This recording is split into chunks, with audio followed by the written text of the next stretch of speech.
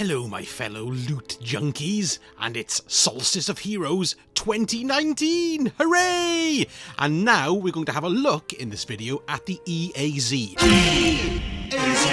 Jingle-tastic! That's the European Aerial Zone. I'll be doing another couple of videos about armour progression and so on, but I thought this is such a cool area, it's worth having a little look around and giving you a few hints and tips as to where things are and what you've got to do there. Plus a little heads up on an area that you can glitch into, a secret zone. So, strap in, all set, and let's sod off to the EAZ. The first thing that struck me about this place is, not only is it absolutely beautiful, but it's a brilliant area because you're not just going along the ground and shooting things.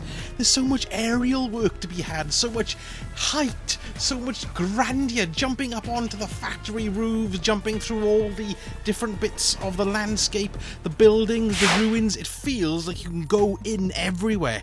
It's just like almost like a free roaming thing, which is for me in Destiny, really. I think it's great fun. So as you already know by now, you've got to kill mini-bosses, and then you've got a certain time limit in which to kill as many as you can.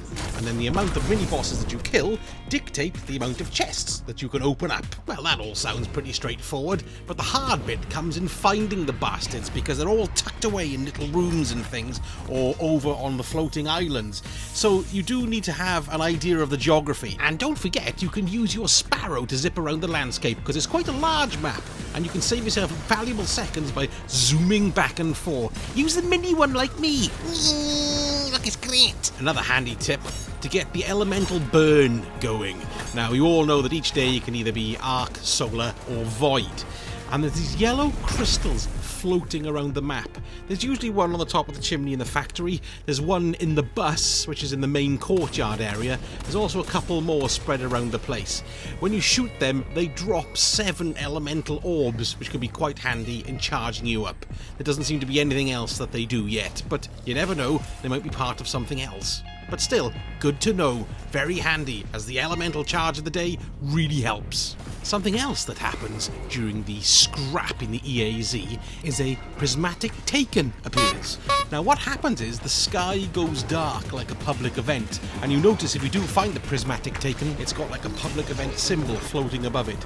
It doesn't happen in every match, I believe it's random, I've never been able to trigger it. It just kind of happened during the last boss fight. So once you kill all the mini bosses and then you're fighting the boss, the timer flicks over to the prismatic taken and you go and smash their face in. Handily, it does show you where the prismatic taken spawns. Like here you can see it's near the garage, but obviously it can pop up depending wherever it is on the map, and he doesn't take that much to kill. You should be able to smash his face in quite easily. Once you have destroyed the Ascendant bastard, he drops a large charge of elemental orbs. And look, when you pick it up, it gives you full solar empowerment, or void empowerment, or whatever.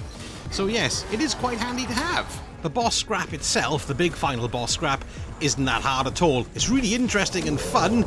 I've had an ogre who's protected by smaller ogres, just kill them to destroy his shield. I've had one massive cabal, there you go, just smash his face in with a rocket launcher if you can, which is nice.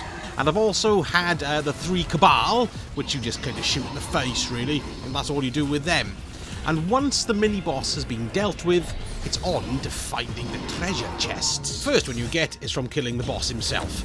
But the chests are shared amongst all 3 of you, so once one of you opens it, you all get the benefits of the rewards.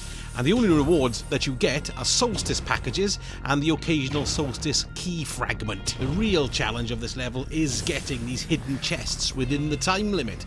So if you've got 8, you've got to root out 8. So once they say hidden chests 5, 4, 3, 2, 1, it'll show you where they all are on the map for a very brief, like 3 or 4 seconds, and then it's off on the hunt. So you all want to split up to different areas, not all go hunting around the same area. Now it's very handy to have an EDZ ghost on with a cache detector on it, so it'll be able to pop up on your radar when you get within 30 meters of the chests. There are some with 50 meters, but I've only got them for Mercury. I've got one for Mercury for 70 meters, but nothing for the EDZ.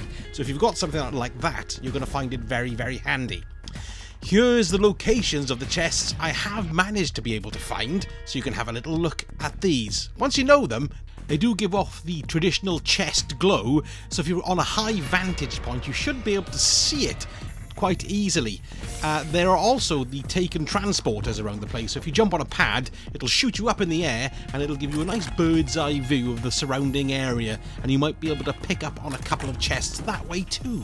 You can see there was those 3 main ones down the middle, and then you got another one up on this rooftop here. It can be on either or one of these buildings actually, but the handy thing to know is to jump on this tarpaulin. You can actually run on it, get up at it, and you can jump onto the roof from this. It's a handy little thing to do. Up we go, and there she blows. Another one I found was in the ruin, which is off to the right of the map in the abandoned skyscrapers. You can see it just up there, look, in the top right hand corner. Let's jump on the tree. I overshot this one a little bit, but you can just jump off and hover back into the balcony, and there you go, that's another one. And one final thing. There's a hidden area, whether you know about it or not, and here's how to get there. It's got to be setting up something in future, because it looks like it's called the meditation chamber, and there's only one way to get it. It's quite a clearly marked route once you know the way. So we're going to go across to this way here. So you want to jump over onto this piece of grass first of all. There we go. Oh, there we are. Good, didn't slip off. I did before. And then jump off onto this bit of grass here. That looks interesting, but it's not. It's just a rock. Turn around and you can see the log crossing the crevasse. Jump over to the base of the log, land there, and then look over to your left, and that flat bit of rock just there is where we're going next. Hover over, land on that. Once you get into the cavern, there's a circular grate. And once you jump up into the circular grate, lo and behold, your boy pulls out his ghost, and there's a light. Now, the only way in here is to do what they call the sparrow trick. Now, what you have to do is get on your sparrow thusly, turn around so the sparrow's arse is facing towards the grate, and then hop off. And when you hop off backwards, you glitch through the grate, like this. It's not a very big area. Once you go in, you can see there's a cat statue there. It's just a small T-shaped room, really. So there you go. Ooh, nice fan. Into the grate. Look at a brick wall. Yes, charming. And then off to your left, and there's the cat. And as we all know, cats feature rather prominently in the Dreaming City. So there's got to be a link there. Something's going to happen extra during the solstice. So maybe all the secrets aren't out yet. My money's on one final exotic quest and the last hurrah before Shadowkeep.